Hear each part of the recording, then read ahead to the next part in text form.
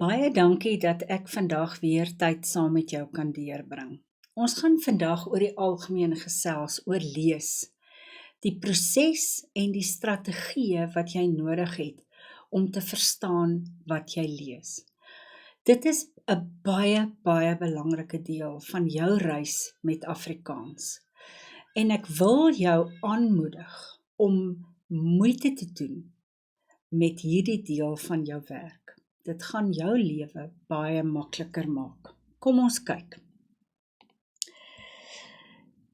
Jy moet die teks lees met begrip en jy moet in staat wees om kenmerke te identifiseer. Dit is so maklik soos dit. Teks, begrip, kenmerke. Tada, en daar het jy dit. Lees gebeur in frases, en ek verstaan dat dit nogals intimiderend kan wees vir 'n tweede taalpersoon. Maar jy gaan sukkel om sukses te behaal in hierdie vak as jy nie kan lees nie, en as jy nie kan lees met begrip nie. So, daar is 'n proses wat jy kan volg om jou te help. Die eerste deel is pre-lees.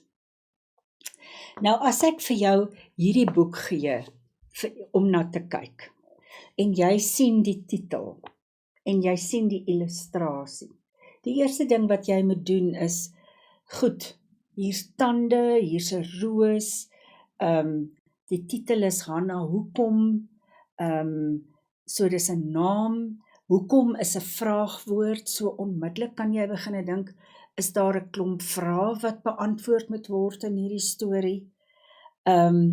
So jy kyk onmiddellik na die voorblad. As ons nou oopmaak en ons kyk byvoorbeeld, ek wil net daarby kom, hier is ook daar's die eerste blad, die ongelooflike avonture van Hannah Hoekom. Hier is daar onmiddellik vir jou 'n afdeling, indeks. Jy kan sien elke hoofstuk is die bladsynommer is aangedui. Jy kan hier kyk wanneer is die boek gedruk om vir jou 'n idee te gee. Kyk die boek, hou dit in jou hand, kyk dit net deur en raak net vertroud met die boek in jou hand. Die belangrike ding hier, ouens, waaroor ek gou-gou met julle wil praat, is woordeskat. Nou, dit is, dink ek, in baie ouens se kop 'n vloekwoord, maar dit is nie. Dis essensieel dat jy met moeite werk daaraan om jou woordeskat aanhoudend uit te brei.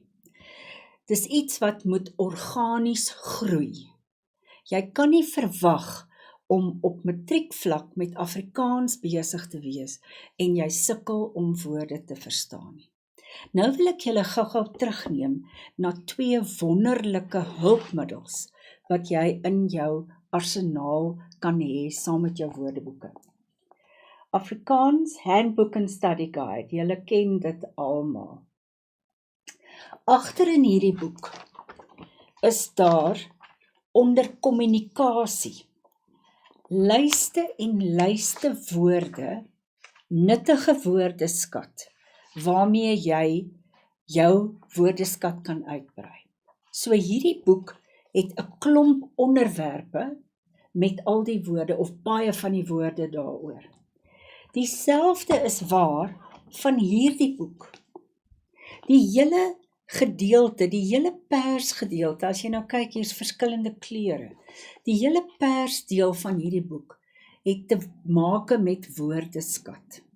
Nou, woordeskat is nie iets wat 'n mens in 'n dag se tyd ontwikkel nie. Dit is iets wat baie tyd neem en jy moet moeite doen daarmee. Jy moet dit wil doen om jou Afrikaans te verbeter. En daar is verskillende tegnieke wat 'n mens hier kan gebruik. Memorisering is een daarvan.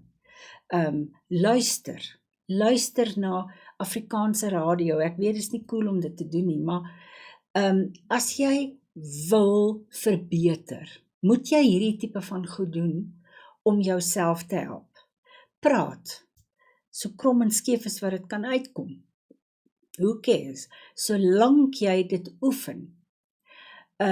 So woordeskat is regtig iets waaraan jy maar moet werk. Ongelukkig is dit nou een van die goed wat nie deur middel van osmose kan gebeur nie. Jy moet maar sit en die goed doen. Goed, so dit is alles deel van die pre-lees aktiwiteit. Dan kom ons by die lees. Nou, hier is dit belangrik om deur die teks te werk, die woorde wat jy ken, soort van baie bly te wees daaroor, aantekeninge te maak van goed wat jy moet opsoek of woorde onderstreep wat jy nie verstaan nie, en dan natuurlik jou woordeboek raadpleeg. Nadat jy klaar gelees het, gebeur daar goed. 'n Mens lees nie net ter wille van lees nie.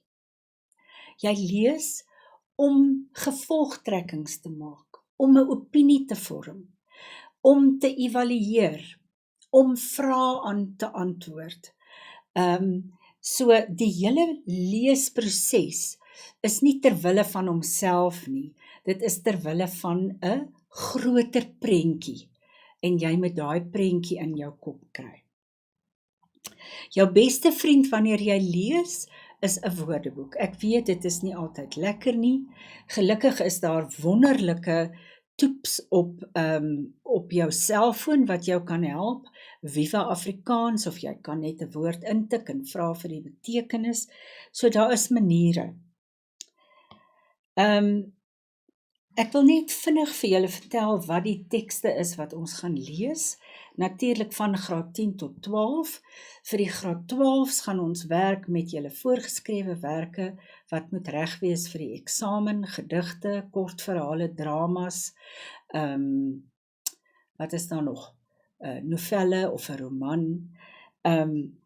So dit is die voorgeskrewe werke. Vir graad 10 is daar natuurlik ook vir graad 10 en 11. Jy gaan ook aanvullende leesstukke lees, soos 'n tydskrifartikel of 'n koerantartikel of 'n artikel vir ‘n begripstoets. So daar's verskillende goed waaraan julle blootgestel gaan word. Julle gaan kyk na advertensies om te verstaan hoe 'n advertensie die impak wat dit het. So lees die advertensie om inligting te kry. Dieselfde met brochures, pamphlets, strooibiljette. Dis hierdie goed wat 'n mens langs die pad uitgedeel word. Spotprente, strokiesprente. Nogals baie taalvrae word baie keer ook gevra uit hierdie goed. Spotprente en strokiesprente word gebruik ook as deel van julle begripwerk. Dan instruksies, hoe om instruksies te gee, hoe om instruksies te lees, hoe om dit te skryf, as ook aanwysings. Sê nou maar jy wil vir jou vriend sê, hy moet vir jou kom kuier by jou huis, maar hy weet nie waar jy bly nie, dan gee jy vir hom aanwysings oor hoe om by jou huis uit te kom. Goed, so daar's verskillende leestegnieke. As 'n mens nou 'n goeie leser is en jy's vaardig in die taal wat jy lees, is daar baie mense wat ek ken, wat letterlik so die vinger in die middel van die bladsy afgaan, en veral as dit fiksie is, wat jy nou nie hoef te vreeslik lees vir feite en daai soort van goed nie, dan beweeg hulle oog letterlik af en hulle kyk net so, hulle split net so na die kante toe. Dis vlug lees, net om min of meer 'n idee te kry waaroor die boek gaan. Vlug lees kan jou ook help om net vinnig 'n idee te kry van hoe lyk die boek, hoeveel hoofstukke is daar, en wat moet ek raak sien. Baie keer as daar 'n titel is van 'n hoofstuk, dan gee dit vir jou al klare idee waaroor die hoofstuk gaan. Soeklees is 'n begrip wat baie gebruik word met tabelle, met byvoorbeeld as jy 'n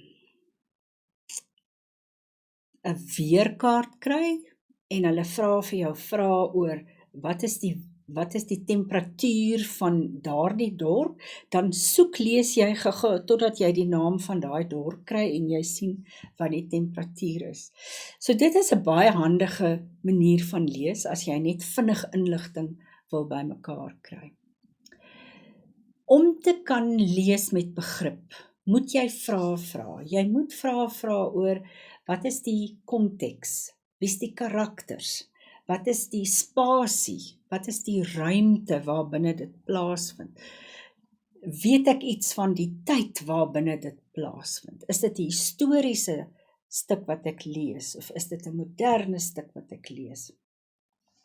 En natuurlik, en ek het dit al gesê verskeie kere, jy moet die teks verstaan as jy wil deel met wat gevra gaan word rondom die teks. So, ons gaan nou al hoe nouer, ons het breed begin en nou gaan ons na die nitty-gritties toe, waar die teer nou die wiel nou die teer slaan. Goed, kyk vir hooftrekke, hoofpunte. Wat is die breë inhoud? Maak seker, is dit fiksie, is dit nie fiksie, is dit, waar pas dit in hierdie groot prentjie in? Dan moet jy kyk vir temas. Wat is die belangrikste ding wat hulle probeer sê? Is daar subtemas? Is daar temas wat die hooftema ondersteun? Supporting themes. Rondom karakters. Probeer vir jou 'n notaatjie maak van, okay, hier is nou hierdie naam, en probeer dan vir jouself uitmaak, wie's die hoofkarakter? Wat is die persoon se verhouding met die volgende karakter of die ander karakters? Verhoudings is baie keer baie belangrik, relationships. As dit 'n liefdesverhaal is, dan gaan daar 'n liefdesverhouding wees. So, kyk vir al hierdie goed om jou te help om insig te kry, want dit is waaroor dit gaan.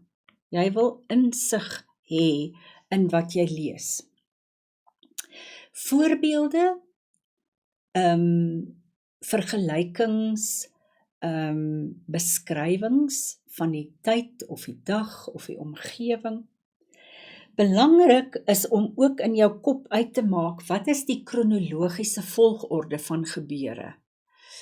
Baie keer sal hulle vir jou vra, of kan hulle vir jou vra, hulle kan vir jou elemente of oomblikke uit die storie gee, dan is dit nie in volgorde nie, en dan kan hulle vir jou vra om dit in die korrekte volgorde te kry, om te sien of jy die storie kronologies bymekaar kan sit. Wat was oorsaak? Wat was die ding wat die ontploffing veroorsaak het? En wat is die gevolg van wat gebeur het? So, dit is die goedjies waarna jy moet kyk. En dan, wat is die intrige? Wat is die vraagtekens? Wat is wat skep spanning? Wat maak dat ek die bladsy omblaai en dat ek verder wil lees wat aangaan met hierdie storie? As ons kyk na die verskillende genres waarna ons gaan kyk in die verloop, ons gaan kyk na volksverhale, kortverhale, verseker poësie, gedigte, in sommige gevalle kan dit wees 'n toneelstuk, 'n drama. Ons kan kyk na filmstudies, ons kan kyk na romans of novelles. So daar's verskillende genres van leeswerk wat ons gaan doen rondom julle letterkunde vir die Afrikaans. Belangrik om die strategie en die proses te oefen. So, jy gaan dit nie die eerste keer reg kry nie. Maar as jy aanhou probeer, gaan jy op die ou end sukses hê. En dan die verskillende genres, dit is dan ook net belangrik om dit in jou agterkop te hê, sodat jy dit kan inpas by waarmee jy besig is. Ek hoop regtig dat julle tog ietsie ervaar van my entoesiasme oor lees. Ek is een van daai mense, as ek begin lees, dan kan die wêreld om my vergaan. En daar is soveel plesier daarin. Want jy kan plekke gaan, jy kan mense leer ken, jy kan dinge beleef, waar jy lekker op jou bed lê, of in 'n lekker gemakstoel sit. So ek hoop julle gaan met ander oë kyk na die leesproses en die leesstrategieë. Baie dankie.